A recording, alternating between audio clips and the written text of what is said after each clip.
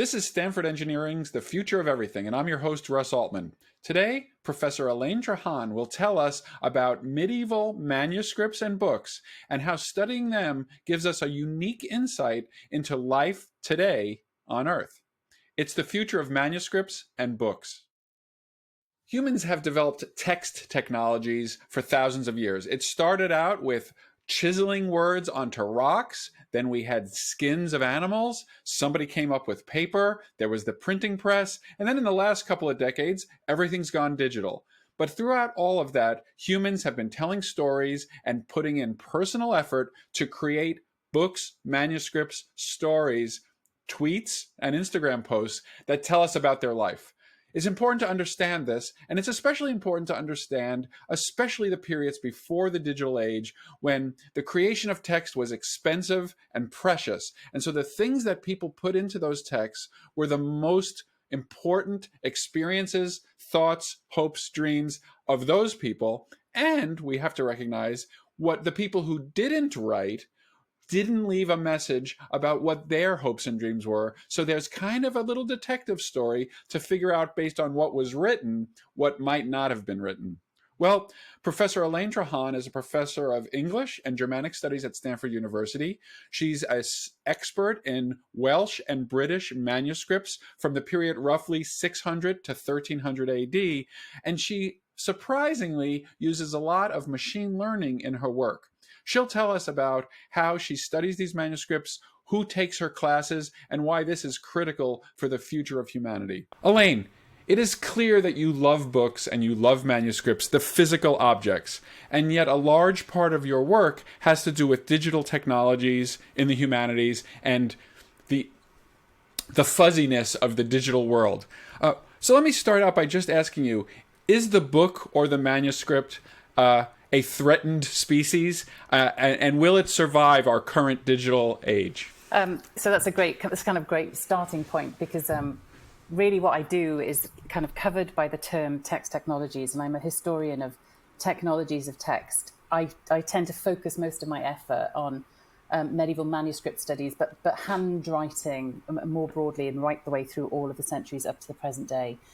And the answer to your question, the succinct answer to your question is absolutely no, right? So the physical book and even manuscript as a practice is not remotely threatened by the digital, because once we have used up all of the fossil fuels and we've also discovered new ways of generating electricity and the ability to work sort of digitally or in other electronic contexts, the thing that we all have access to at all times, anywhere, is a hand or another means of kind of grasping and writing in and of itself. So as long as there is writing and writing is taught, I think that manuscripts, books and manuscript culture will continue. And I say to my students, kind of at Armageddon, on the very last day of this planet, somebody will try to inscribe their name with blood that they've pricked from some part of their body, and they write on the wall that, you know, Elizabeth was here, or whatever it is. So I think that kind of tendency to want to mark and to leave a trace is much greater than any individual technology or mode of content or expression or device. Very interesting, and not the answer I was expecting, and so that's perfect. So let me ask, though, as a professor of English, you're in contact with students all the time. Are you seeing this? Are you? Is it that they never lost the interest in writing and physical manifestations of writing, or is it coming back? Like, how should we think about it? And what are you seeing in the young people? I know that they're spending lots of time on their phone, and they are generating text like on the phone. What is their attitude towards generating text in more old-fashioned ways?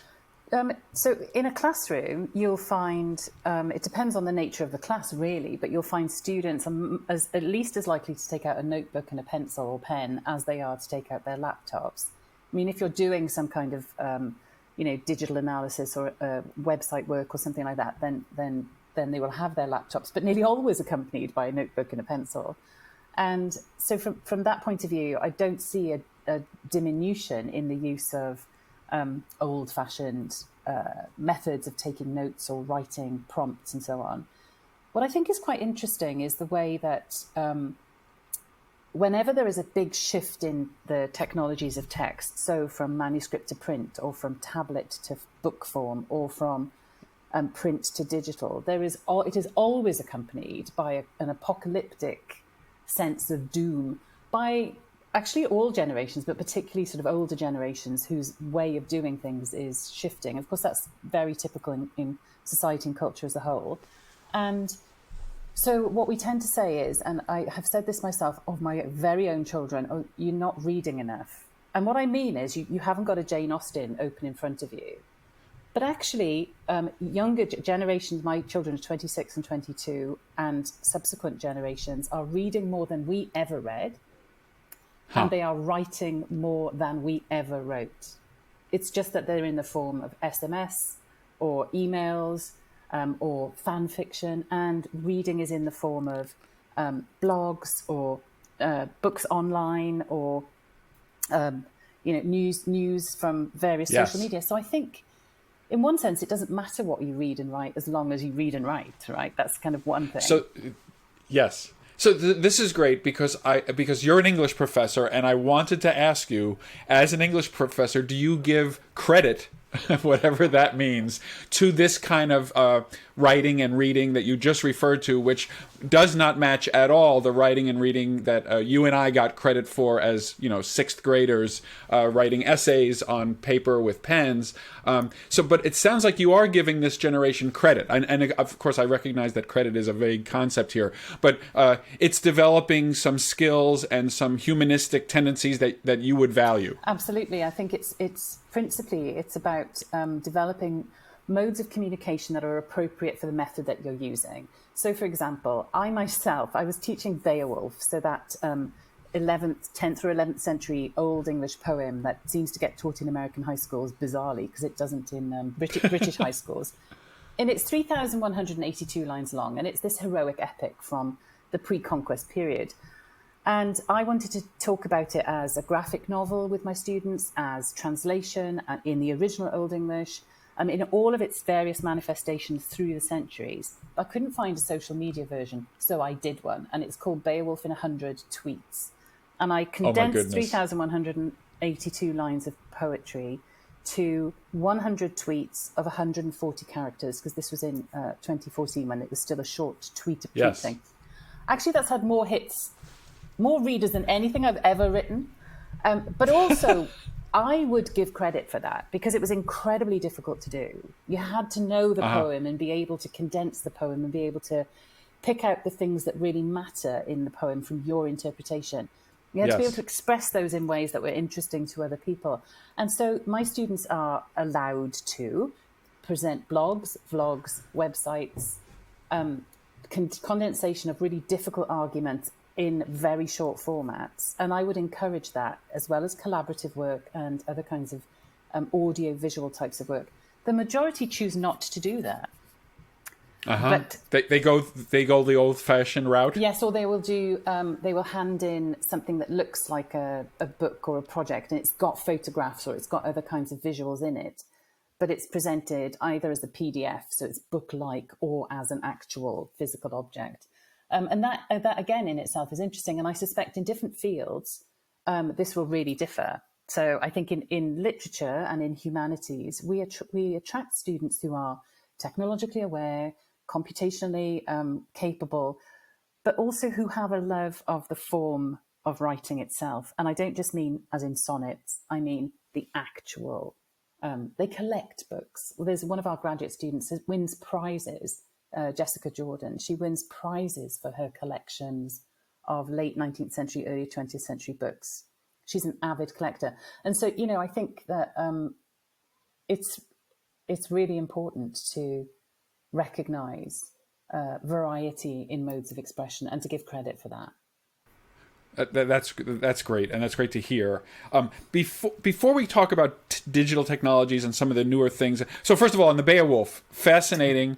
I just want to clarify, these were tweets that actually summarized this was a tweet of Beowulf, not a literary analysis of Beowulf. It was, how would I condense this huge book into these 100 tweets, and then give their reader then ends up with some sense of what the plot arc is for Beowulf. Yeah, absolutely. So it was condensing the poem into a much shorter Yes. poetic form. Actually, what happened as I was, maybe by the time I even got to tweet number 10 of 100, I was starting to alliterate, which is the Old English mode of poetry. Yes. Is alliterative. And I started to Oh, my alliterate goodness. with a kind of, as if it was, as if that's how the poem self-generates, right? So it was interesting.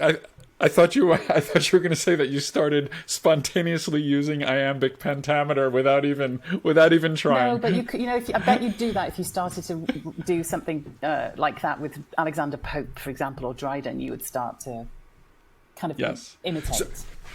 So before we go into this stuff, I did want to. You are a self-characterized Welsh medievalist, and I do want to spend a little time understanding your scholarship and just what you study and why you study it and what we learn from it. So can you tell me, what does it mean to study these manuscripts from roughly 600 to roughly 1300, and what do we learn from those manuscripts? It's a very, if I dare say, dark period of history, and what do we learn? So here's a finger wag, because it's not a dark period of history. In fact, it is richly illuminated by cultural products, from books to jewelry to the architectural masterpieces throughout the world, right? So I tend to work principally on Europe, but what's going on elsewhere in the world at the same time is absolutely incredible, and deep knowledge of it deeply enriches one's understanding of Europe in this period, and how behind Europe was in many ways in relation to, example,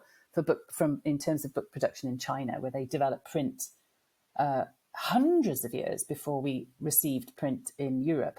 But so what we learn from these manuscripts, well, it can be as functional as learning about how books were designed and produced, and in fact how the way that we work now, either in terms of screen work computationally, or in terms of working with printed books, and the way we express text on pages, is entirely dependent on medieval manuscript producers, who learned very quickly what the kind of optimal ways of producing writing and images were. And I'm going to show you an example. It's not easy to see when you look at it on the screen, but this is from the 12th century, and I'm showing an example of Book of Psalms that is written in 3 different ways with an illustration at the top of it. It's fully illustrated. It's got capital letters. It's got chapter sort of headings, and contains all of the features that we would expect to find in any device for helping us retrieve information. More than that, medieval manuscripts are about, for me, really, they are about the ways in which those who had access to literacy, which was far fewer than now, but how those people chose to shape the world in which they live. What was it that they privileged? What was it that they tried to persuade people to think and to do? And when you work with a medieval manuscript, or you see a medieval manuscript in a case, you are looking directly at the touch of the person who made that manuscript and created that writing, or illustrated writing with the drawings, or just illustrations for their own significance. That connection is so personal. To me, it's an almost equivalent of finding a letter from my mother, where when I see her handwriting, she is in a sense brought back to me. So it is an intimate and personal connection with the past. And one of the things about the past is it's, as Marion Turner calls it, it's radical alterity, the way that it is so different. That is one thing. But simultaneously, the past is about, it's about everybody, right? It's about where people have come from now. It's about at the core, the unchangingness of the human, mind, the human heart. It's about, there are expressions of love, there are expressions of sadness, there are tremendous expressions of uncertainty and doubt that really resonate, I think, where we are now in terms of the global situation. The predominance of conflict, man's inhumanity to man, these are vividly brought to life in medieval manuscripts and texts. And again, kind of really throw sharp light on the world as it is now. My students really enjoy making those kinds of connections with the strangest things, like texts about virgin saints who can be dipped in cauldrons of boiling water and be completely unharmed because they're protected by God. And so students read this and I think, on the one hand, you're mystified, and that's partly the point of it. But at the same time, you can think about, in Texas, they have purity balls where young women swear to lives of virginity until they're married. And they go to these dances with their fathers. And you can make a direct correlation between women's bodies in the 21st century and the way that they are managed, usually by men, and women's bodies in the 12th century in the way that they were managed by an institutionalized church in Europe. So it's exciting to connect to the past in these meaningful and rich textual ways, as well as in other kinds of much more quantitative ways, which is what we do with the more sort of digital and computational side of things. This is The Future of Everything with Russ Altman. More with Professor Elaine Treharne next. Welcome back to The Future of Everything. I'm Russ Altman, and I'm speaking with Professor Elaine Treharne from Stanford University. In the last segment, Elaine told us about why she studies these old manuscripts and books and what we can learn from them. Also, why do students take these classes? What draws the 21st century student to studying 1,000-year-old books? You'll hear some surprises. In the next segment, Elaine will tell us why this is so critical. And she'll also tell us how machine learning, somewhat surprisingly, is revolutionizing her ability to ask and answer questions about these manuscripts. I want to start out, Elaine, asking you, why does this cultural, historical perspective that you gain from the study of these manuscripts and then later on in books, why does this matter? And who are you seeing in your classes hungering for this kind of knowledge? So, one of the kind of big turns in scholarship in the last maybe 20 or 30 years has been recognition of the global archive, if you like, the fact that all cultures produce traces, often in very different ways, but they produce traces of their existence and their endeavors and their efforts while present. And they also produce attestations of colonialism and oppression, conflict, and so on. So the reason why it matters is the ability to understand how the present world in which we live has developed. People say, oh, we need to know about history in order to avoid making the same mistakes in future. And then, there's an invasion of Ukraine. So that is not a good kind of argument. But what is a particularly important argument at the moment is the recognition that the record as we receive it is often not a record that accurately or even close to accurately reflects people's lived experiences, whose voices are not present in the archive. So even as you work your way through existing materials of manuscripts, documents, rolls, photographs, film, and so on, even as you do that, whose perspective are you being asked to take on board? Whose views are not represented? Who is marginalized? And so on. And it's a really, now we are beginning to recognize finally how the record that as we have it is often a very skewed account of the events that actually took place. That's one reason why it's so important.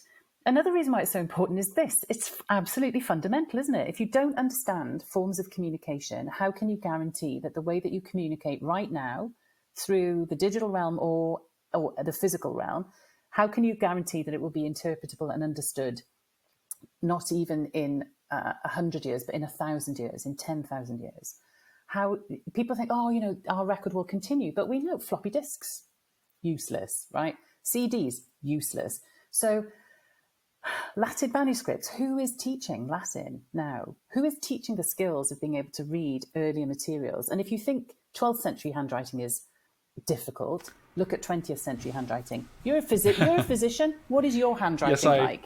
So handwriting recognition software, right? We use Yes. medieval manuscripts as models to train computers to read other forms of handwriting, because you can model medieval handwriting. It often, not always, is a particularly formal kind of script that a computer can understand and break down and see as composed of varying attributes, right?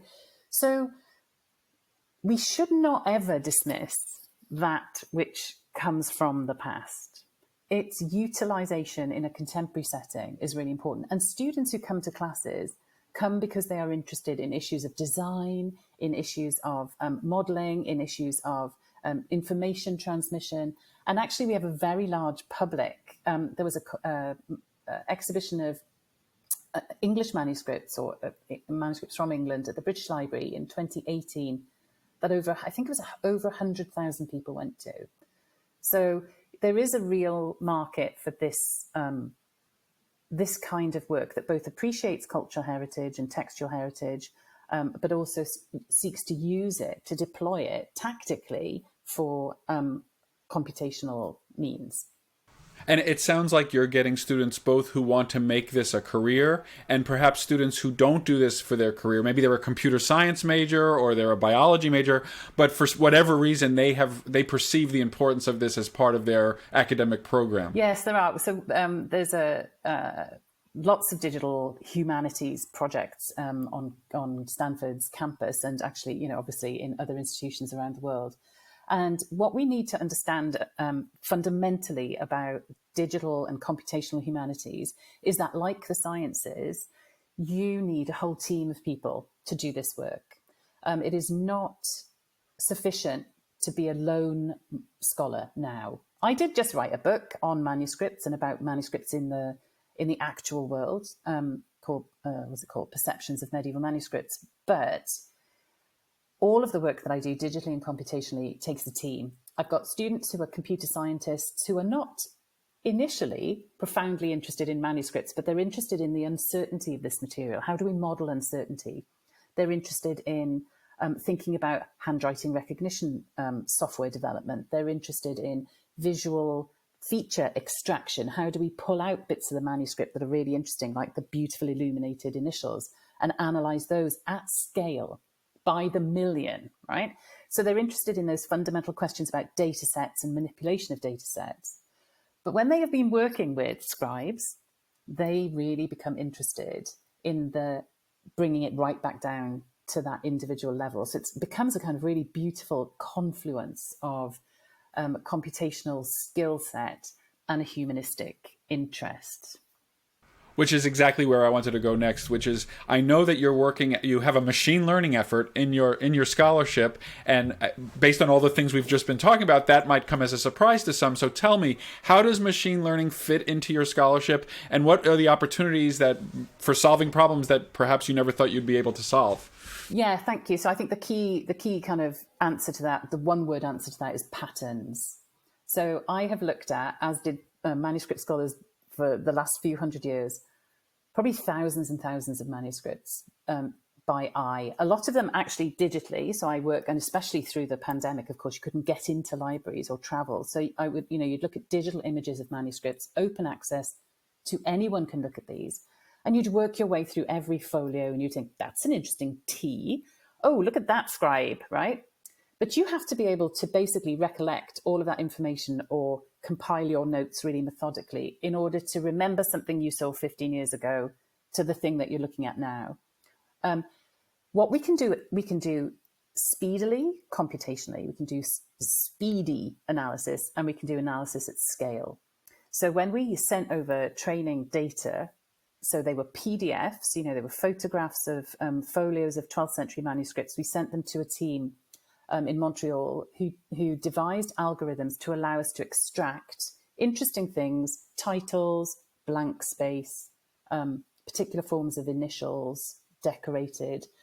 They were able to return to us like that. That's a click. I can't do like a click of a finger. They were able to return to us 248,000 examples of particular letter forms or particular kinds of features of a page. And I was able to create a relational database to compute similarities and differences, and also to scroll through vast amounts of visualized tiles or images of this stuff. And I detected patterns. Okay, I say again, this is a team effort, right? We detected patterns that you simply would never find in a lifetime's work with manuscripts. You might suppose, you might hypothesize, but to find the evidence would take decades. We were able to find really interesting to me things. Yes, let's hear it. Let's hear an example, because this you have me hook, line, and sinker. I want to hear about an interesting tea or something that you kind of discovered. Okay. Look, So what we discovered was that the color yellow is used far less frequently in illuminations than anyone has ever imagined. Now, that in itself is like, oh, okay, why? Well, we could hypothesize about that. Interestingly, what it means is where it is used, that means something. And does it mean that manuscripts were made at a particular place or a particular network of religious institutions? That tells us something about cultural exchange. Let's bring out this issue of cultural exchange and exchange of tools and methods and motivation, and consider broader questions about how books were produced or why they were produced or what resources and facilities or tools or pigments people had at their disposal. So you can you take huge, you go small, you come back out again. And from that point of view, you begin to change. You change the story, you change the narrative, but you also have to change your questions. Because I wasn't intending to ask the question about yellow, right? Right. No. That's a great example, because I can imagine that all of a sudden now, when they use yellow, it's a question of, was that a natural resource that in that area they could do it? Or were they showing off because it was an important part of the manuscript and they wanted to stress to the reader, this is the yellow section, ironically, a highlighter. And so I totally get how these kinds of discoveries, and if they're distributed over large amounts of text, they might not be immediately obvious even to you, having read thousands of these. Did it make sense afterwards? Did you then review your last 20 years of examination, say, oh yeah, it kind of fits? Or was it an entirely unexpected discovery? So it was an entirely unexpected discovery. I wasn't asking about color. And actually, as a result of that, we developed another project called Global Hues, HUES, which is intending to use terahertz technology to separate out colours in medieval manuscript, because they're particularly dense, but with an application possibly for the way that we perceive colour on the computer screen, and also for the way that colour is automatedly described by computational programs. Yes, I'm struck by that, because there was so much effort put into making these manuscripts that you have to, I would guess you have to assume that nothing is done randomly and arbitrarily, hardly, and that these are almost always thoughtful decisions by the person who's spending a huge fraction of their life transcribing and making these manuscripts. Occasionally I bestow the honour of saying, you see, you are a medievalist on people, and so I can say to you, you are a medievalist. That is one of the most important take-home lessons, is that we use in our hyper-literate society, we look back on the efforts of earlier peoples and we say, well, they couldn't write very well, or they didn't produce very much, or, that's not very good. But actually, those are really inappropriate aesthetics. And when we look back in the medieval period, what we see is exactly as you've just described. Nothing is ever accidental or by mistake, because so relatively few people could write. Imagine what it took to create a quill, to get your feather, to know how to cut it, to make your ink from oak galls and ferrous sulfate, to prepare an animal skin for writing on in the Western tradition. So nothing, that's another thing. Oh, that's the point about slowness, right? We are everything. Like, if you think about the world computationally now, it's about enhancing speed and scale. We think about it as democratizing or as time-saving, but we all feel overwhelmed and overloaded. If you go back to a manuscript, and I tell my students this, you sit there with that object. You sit there until you're uncomfortable sitting there with that object, because that is the way to ingest what that object is actually kind of telling you about its producers, its receivers, its materiality, how it's made. That's what I think we want to really appreciate, is taking our time to understand these objects and to ask the right questions. It's such an important lesson. It's a great place to end because so much of what we try to get to the students is the idea that depth, and detail is what kind of the world often cares about most in the end. And so this idea that multitasking and a lot of very shallow efforts at just good enough is not really a lasting contribution typically. Thanks to Elaine Treharne. That was the future of manuscripts and books. This has been The Future of Everything with your host, Russ Altman. You can follow me on Twitter at RBAltman, and you can also follow Stanford Engineering at Stanford ENG.